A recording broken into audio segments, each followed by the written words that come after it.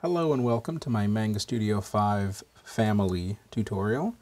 I'm currently using the EX5 version of the software, although, to be honest, for what we're going to go over today, it isn't really going to matter.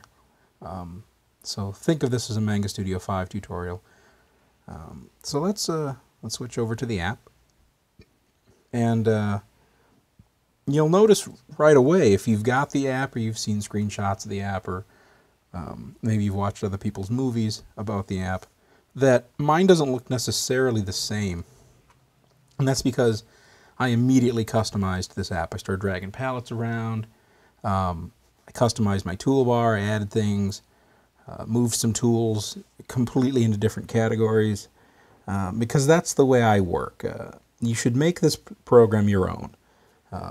Customize it, go through the menus, learn what each of these does, and really use it to its potential. You'll find some oddball tools like paint at leftover part that are just kind of funny because maybe that's a translation thing. But it's really cool because that tool comes in handy when you're filling in areas that maybe aren't filling in as smooth as you'd like.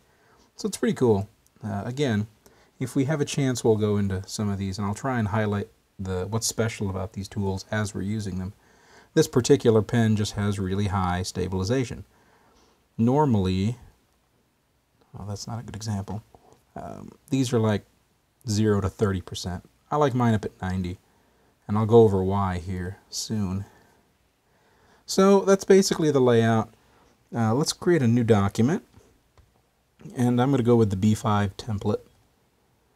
No particular reason why, just because I tend to like it. Whoops.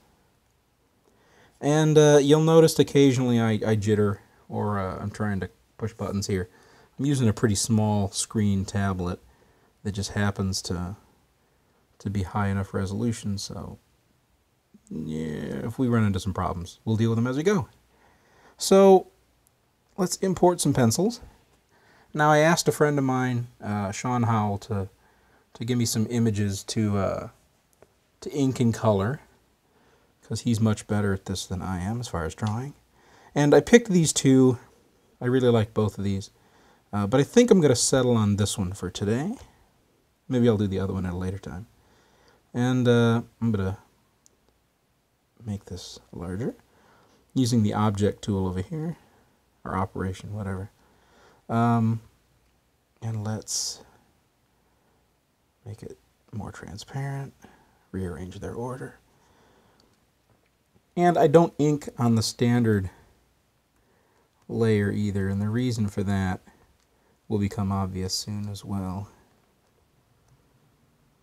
Let's get a little, yeah. I should have just undid that, but whatever. Okay, so let's create a vector layer and dive right in.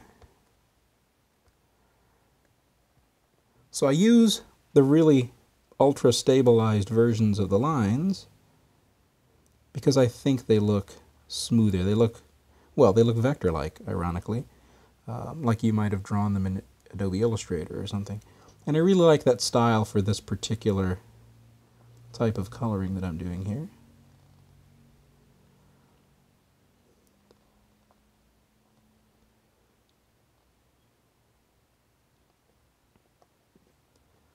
Now you notice I'm not necessarily being really careful because I don't have to. These are vector lines, and when I'm done I can actually adjust them, move them around, tweak them, get them to where I want them to be.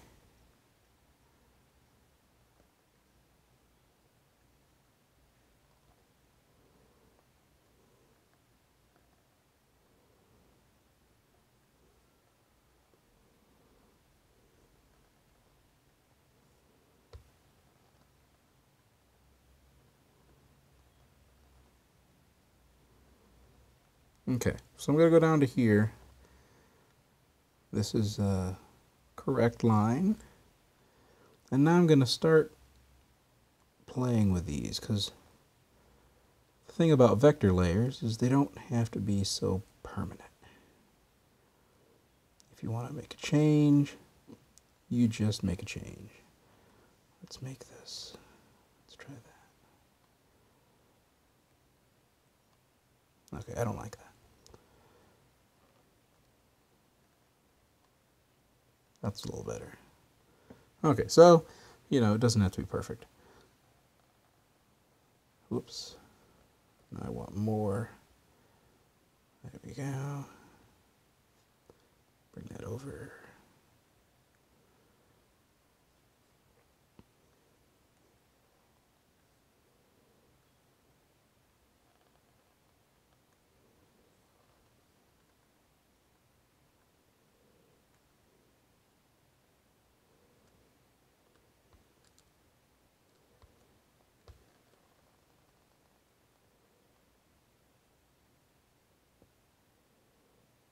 So you notice the stabilization really makes these wide, smooth strokes really possible for me.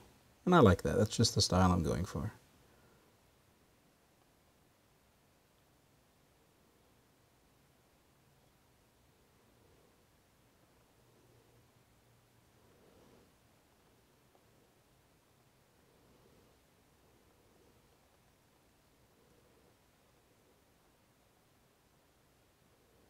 There's no real rhyme or reason as to what part of the drawing I start first.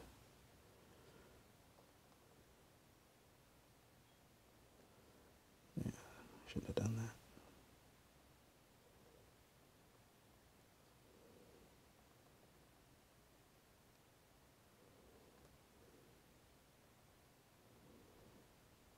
I have no idea what kind of gun this is, if it's even supposed to be a real kind of gun.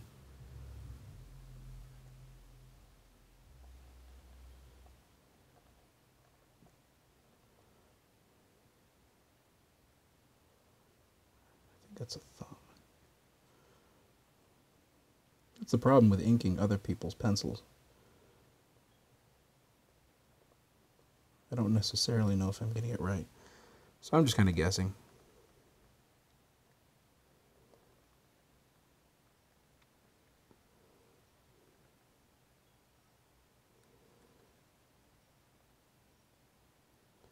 Okay, let's...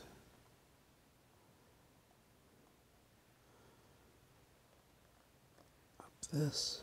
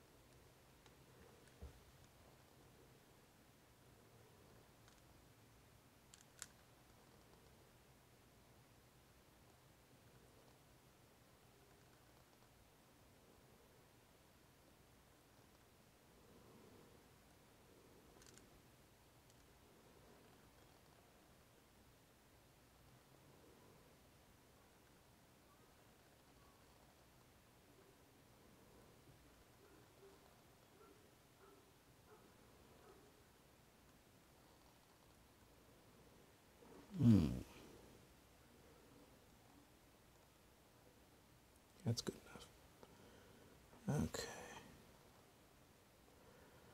So, I'm going to pinch the vector line, move that over. Make sure everything's where I want it. Tweak anything I have to.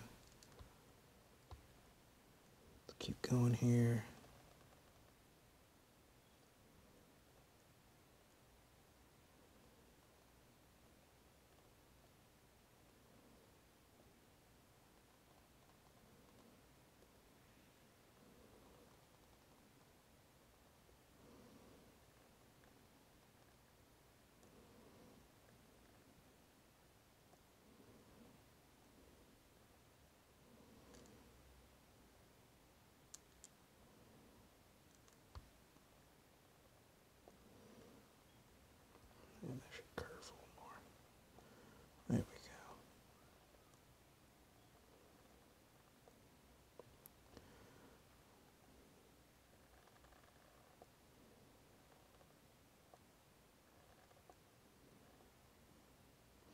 Okay, so for these lines, this little racing stripe-esque thing here.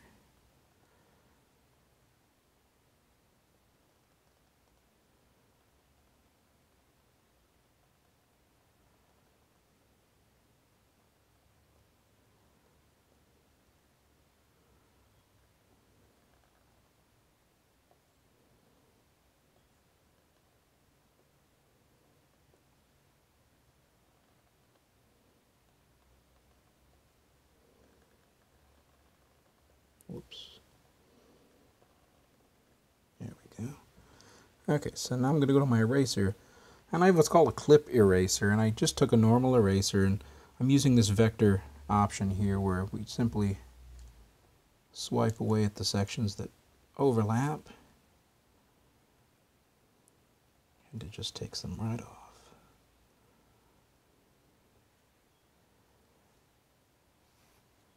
Okay, now that needs to move.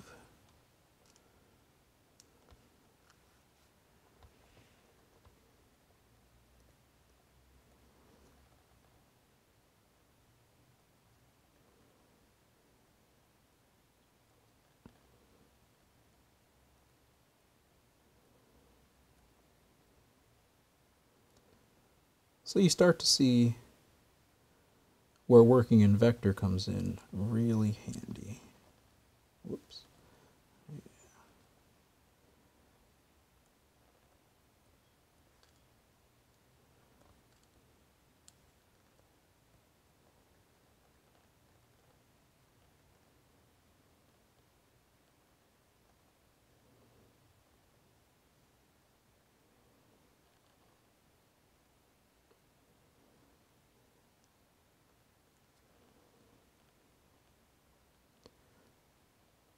I'm doing this pretty sloppy. The more time you spend on this, obviously the better your result's going to be. So take your time, do it right. Whoops. Let's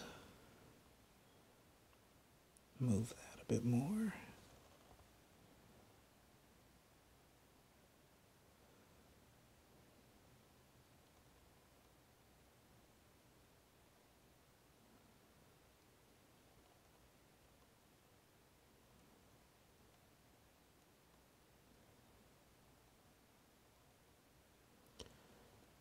Okay, so let's see. That's pretty good. Now the other thing I'm going to do this from out here, is I'm going to adjust the line width so I can thin and thicken various lines that maybe I want to stand out a little more. So maybe I didn't press down as hard as I should have or wanted to, or maybe I want the outside lines to be really thick so they stand out more.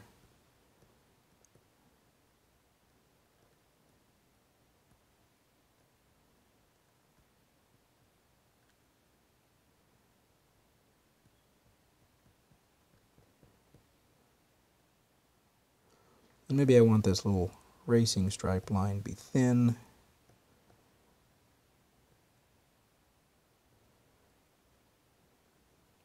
Whoops, I forgot one. Come on.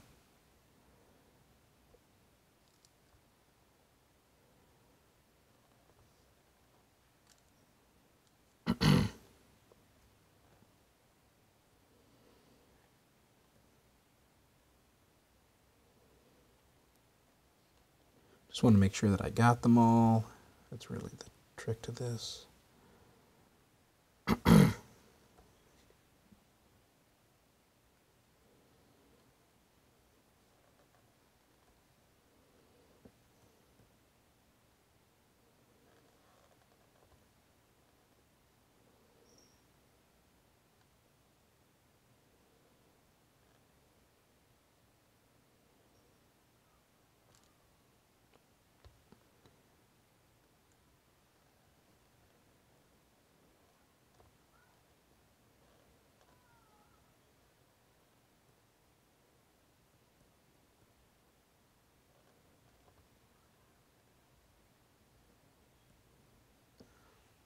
Okay, so I think I'm good for now. Let's start coloring. So I'm going to move down to the color layer. I'm actually going to paint in some lines here, just because these are open. Oops. And even though they're off the bleed, I want to be able to fill in. I'm going to reference another layer. I want to be able to fill these in simply by tapping them. Whoops. Aha. Now I reference other layers. Now I'm referencing the pencil layer. And I don't want to reference the pencil layer. Let's undo that. Because I forgot to right-click and layer settings set as draft layer. Now when I reference this layer, draft layers are not included. So now we start painting. We don't have to worry about the pencils getting in the way. Let's do that.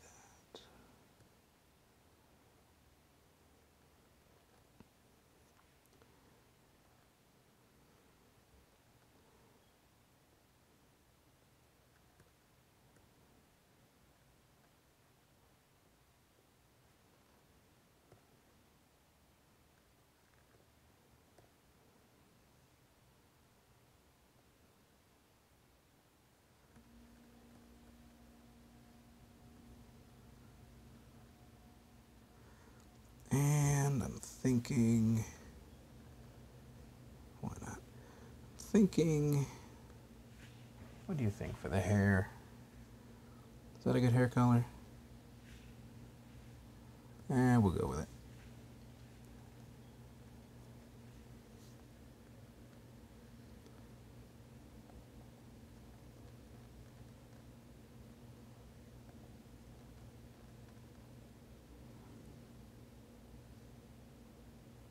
Let's give her yellow eyes. Like cat's eyes or something. What do you think? Actually, let's go with a sky blue, just because it complements. Whoops. I think it complements the hair. What do you think? No? Yeah, I agree with you. Much better. Okay. Get some gunmetal gray here. Whoops. We didn't fill in that section. Come on. Zoom.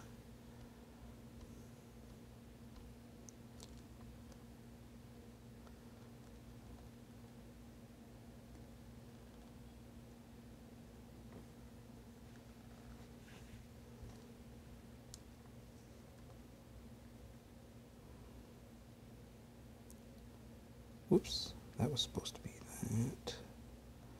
I'm right-clicking to sample the color. Oops, and the eyebrow, there we go.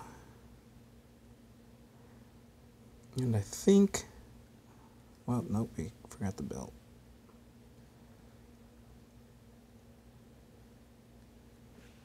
Is it dark enough? No, let's do that. I don't really know what those are, so we're going to go with lighter. Give her a nice gold belt buckle. Because everybody wants a gold belt buckle. Yeah, I don't like it either. That's good enough. Okay, so we really don't know what it looks like until we add a background. So let's add a background. We could add a real background later. I just want something, just this layer.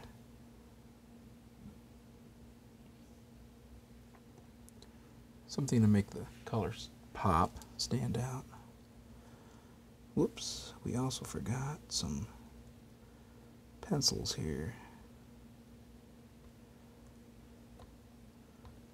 Like teeth, whoops.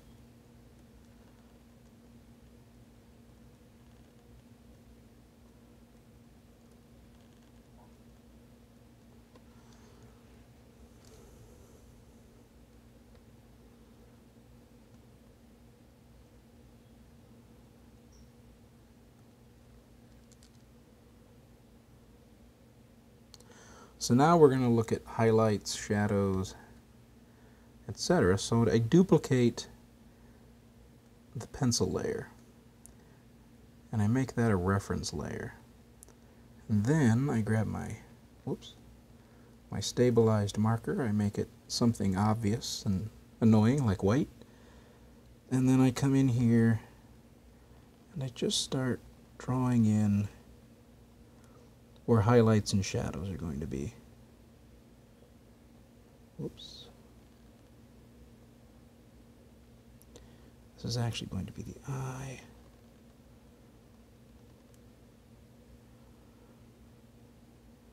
Yeah, there'll be a shadow there. And some shadow in there. Too much. Too much? Much too much. And we do the same to the hair.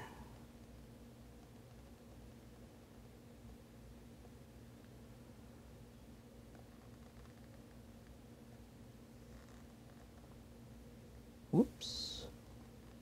Helps if we have the right tool.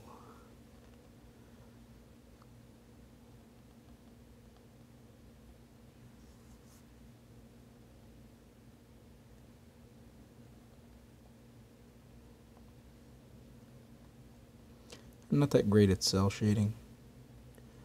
I'm just kind of playing. If you can do better, please, by all means. I encourage it. Because I'll admit, I'm just a bit of a hack.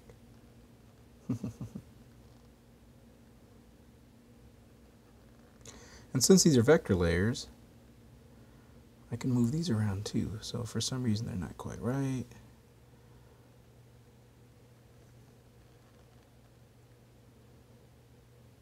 Maybe add a shoulder highlight. Then, whoops. Then a shadow.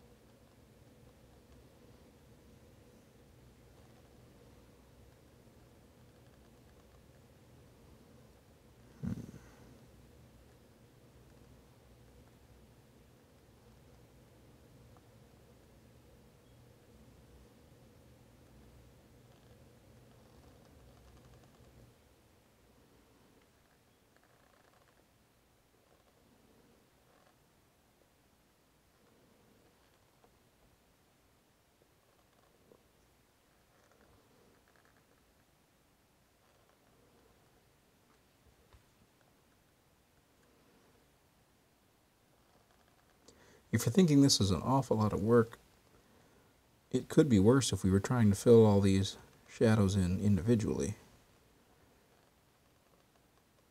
No, that'll do. Just trying to add a little bit of depth.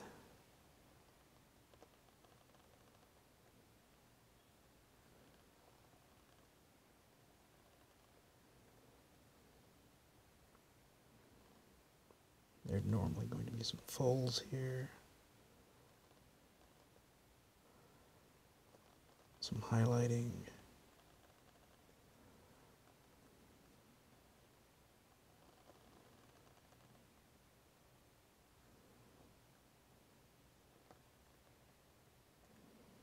Yeah, a little too much.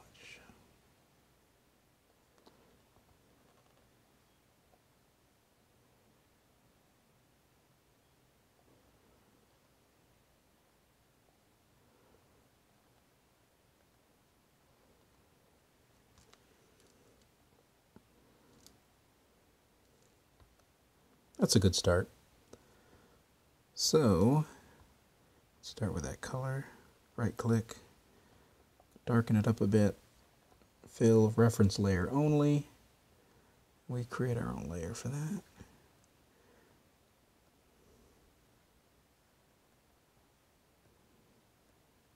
We just start filling them in.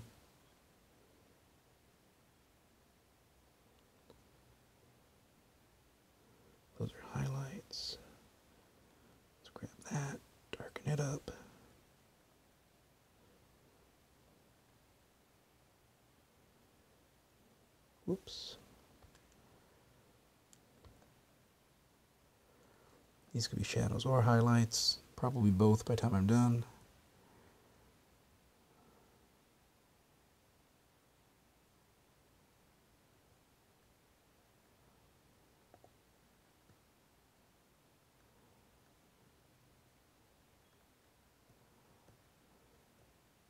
Whoops. Forgot this layer hasn't had these capped off yet.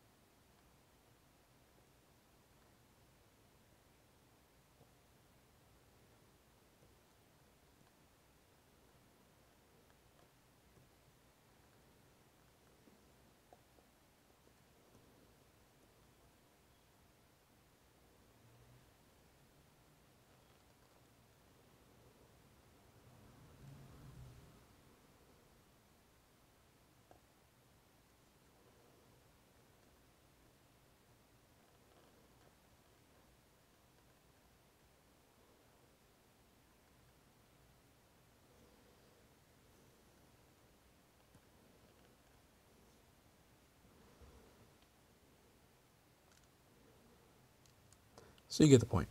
So now I can just hide the reference layer. Those lines disappear, and all of the highlights and shadows just work out perfect. Now what I want to do, replace all this layer. This needs to be a little darker. There we go. This particular tool is just not following adjacent pixel. Similar tools in Photoshop, you can replace every instance of that color at the same time. I could make it a little duller if I wanted. There we go. Looks good to me. Okay. So, let's say I wanted the lines to be a different color. Well, I could go up to this operation object tool. I can pick a line. Oops. I can pick a line. I can change its color. But the problem is, as you can see here, they don't necessarily interact the way you'd expect them to. At least not always. Got some spots there. So I prefer to do this a different way. And that is by creating another layer on top of the lines and clipping the lines. So now when I come over here and I say I want, whoops, to have a brush. I want to have a brush, please. I want to have that color and I want it to be darker. And I start painting in darker. I'm just coloring over the lines. Now this is not as controlled as the other method. And you usually have to go back in multiple times to make sure you didn't make messes, because you'll color over the wrong lines.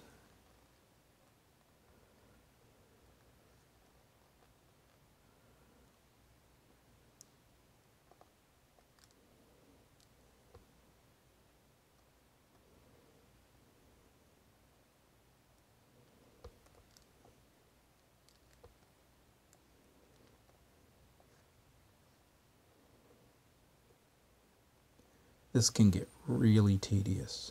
You can see I've already messed up.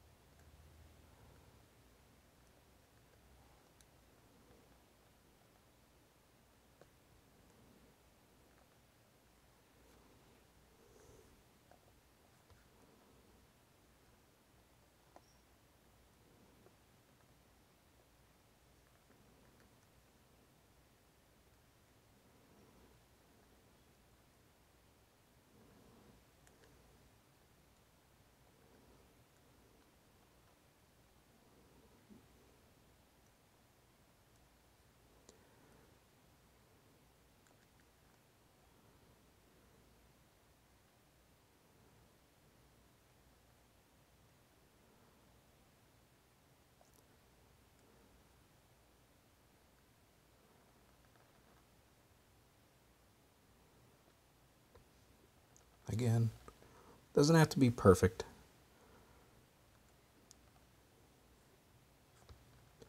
Mainly because you're probably never going to see it.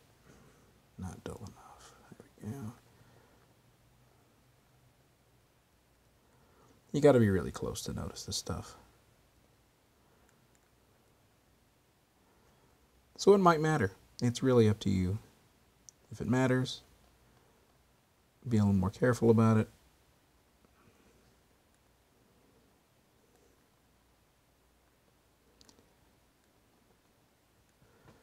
Otherwise, just have a ball.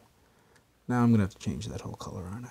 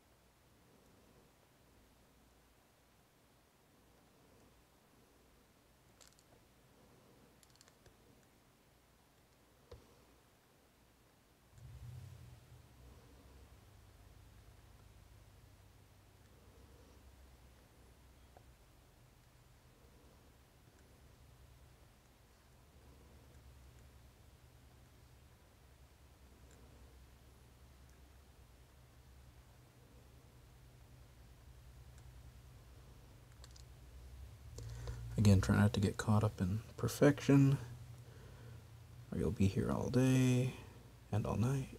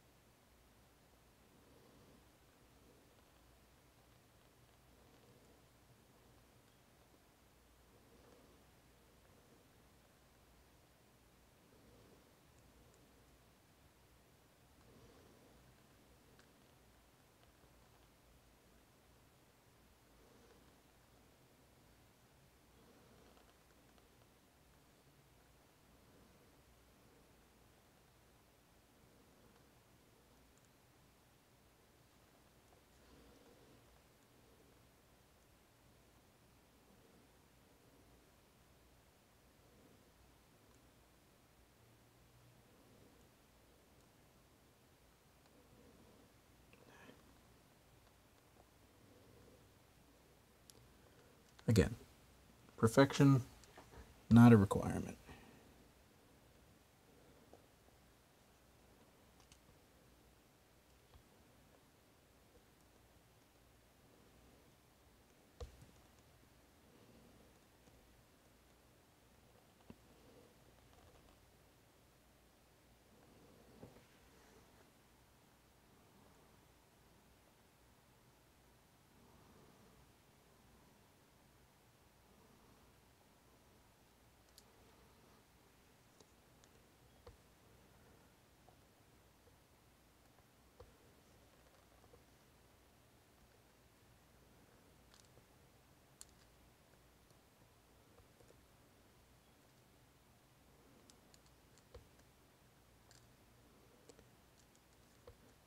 If I had spent more time, I could probably do a much better job at this.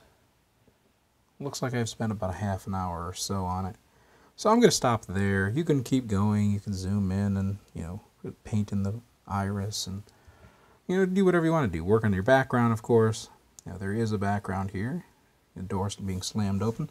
If you wanted to use it, again, depends on what your ultimate goal of the drawing is. Hopefully that helped you a little bit. Dive in, learn the program, play. Lots of fun stuff can be done with this program. I love it. Before I go, we can touch on some of this stuff. Dots. Go with a classic look.